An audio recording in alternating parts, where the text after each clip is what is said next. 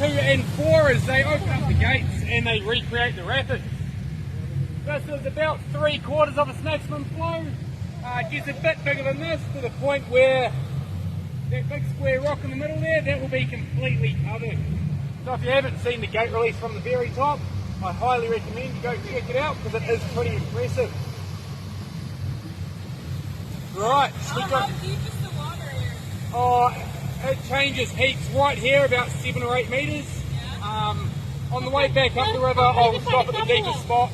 But we're going to be going through parts of this thing. We'll go through heaps of different stuff. Right, should we go some proper fun?